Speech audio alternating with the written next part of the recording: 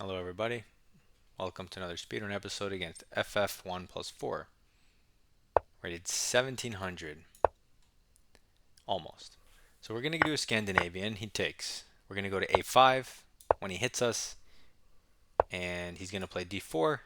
So now we're always getting, or mostly getting, the same setup from white, theory up to a point. First 4 moves or 5 moves, and then they kind of go off track. Okay, this guy's thinking, so maybe we'll get something weird on move 5. But nothing's changed. Development and center always works. So there's really nothing to think about. He x-rays our queen. We know our response is c6. We don't care if he doubles our pawns, as we like those structures. And it speeds up our development. Okay, he develops a bishop here. So there's no bishop f5. He's just doing a cheeky move order. It doesn't really matter. In this line, we'll just go bishop g4, since bishop f5 might run into some weird knight disconnecting the defense, hitting the queen. Some junk he's probably trying to catch me in. Okay, so he goes here, hitting my queen, but we're also hitting his queen. So does this even work? Like, I don't know. I'm just going to take his queen without calculating. Okay, he takes a knight with check, so we have to take back. Takes our queen. And now we move our bishop back.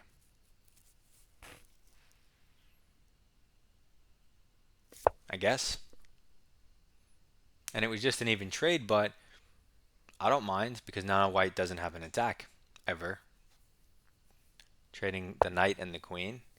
He develops the knight. Let's develop our minor piece so we can castle. We both have the bishop pair. He has the only imbalance is he has a 4 on 3, which gives him a majority he can push in an endgame. But to do it perfectly is not easy. Okay, he hits our bishop. This is weird. Doesn't work. This seems reasonable, as it has 2 open diagonals. He castles long. If you take this, are you running into Bobby Fischer trap? He goes here. We go check. He has to go here.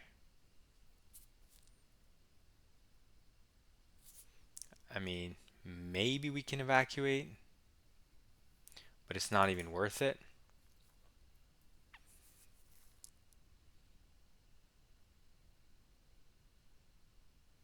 Okay, so we're going to be opposite castled, so I don't mind moving these pawns, right, for a pawn storm. So I'm going to start with b6, see if that changes anything. Where does he put his bishop? Okay, he goes to c3. Little weird. Now, the way I could take this is if I had a pawn on a4, because then he can't trap me. So a5 furthers our pawn storm and kind of helps us take this. You could just develop your knight, but I'm going to go a5 because you could also develop your knight this way, which is a more forward approach than this, which doesn't actually have forward jumps. He goes a4 just trying to put a stop to it and removing the pawn, but it also gives a hook in the future for us to target. Right now, it's not supported enough times. Here, takes, he takes with check. I mean, that's not going to work. So let's continue with our plan of getting our knight here. Is he going to take? He could to try to misplace our rook, but he would have to give up a bishop for it. So I wouldn't mind that. And you can see how we just have like a nice little closed off position. So he moves the bishop and says, okay, I'll attack this pawn.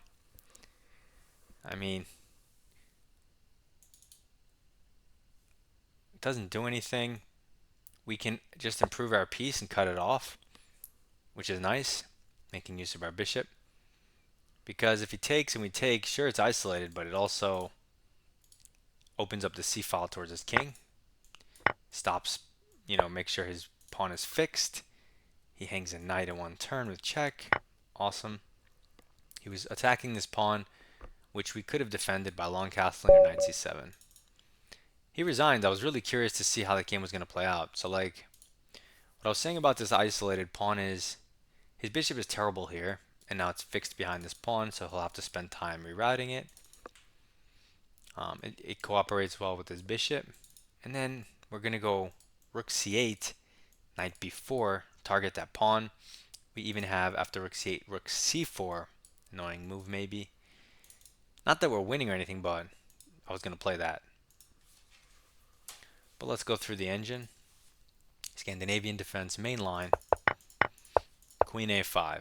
You know this. Development and center. Center and prophylaxis. Developing for free. So, yeah, bishop takes or knight takes are the best moves. So we take his queen. I didn't even calculate. I just knew that if I start with the queen, I can't end up worse. It'll have to only be equal. He intermezzos this, so force move. Now our bishop's hanging, so force move. Development, center, and castling. Force move. Starting kind of a pawn storm for free. It doesn't give you so much for free because, I mean, you'll have to eventually go b5 anyway, so b6 isn't like some grand thing, but it's just an interesting inclusion to see where he puts his bishop. And I think he picked the wrong square, so you see it worked. And now we follow up with the best move, because now it is the best move. If we can get it to a3 or a4, the pawn will be hanging, we'll have gained a lot of space, we'll be knocking at his king's door and improving our rook. He tries to stop us, but development, and it's actually a nice knight here. Knight b4 is like an annoying threat because it's just so well placed. He goes here. You could go king d7, protecting the pawn, but it's a little precarious, and if you don't want to do like engine type moves, then you have to do bishop d7 or bishop d5. Now bishop d7 you can, but it seems more passive than I like. So I chose bishop e5, d5 because I like just cutting off the activity of his, or matching it at least. And then again, players will take because it'll isolate a pawn. So they're all going to take. And again, it's just an equal game.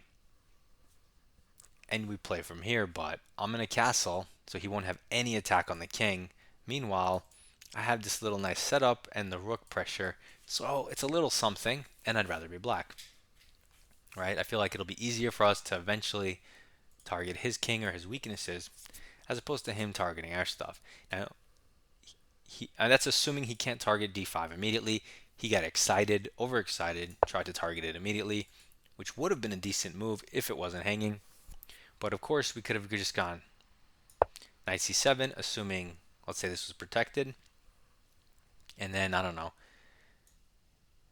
he's going to throw in a check, forcing us to move our king, but now it's well placed for an endgame. Maybe he goes knight h5, maybe we go knight a6, and you see you kind of dance around and you guys poke and prod. That's all it is, but I'd rather be black. So anyway, that was a quick game. Only less than 10 minutes, which rarely happens. So submit a rapid game in the comments or in Discord. I'm going to give you good feedback. I'll roast you a little bit. We'll have a good time. Good luck in your chess and goodbye.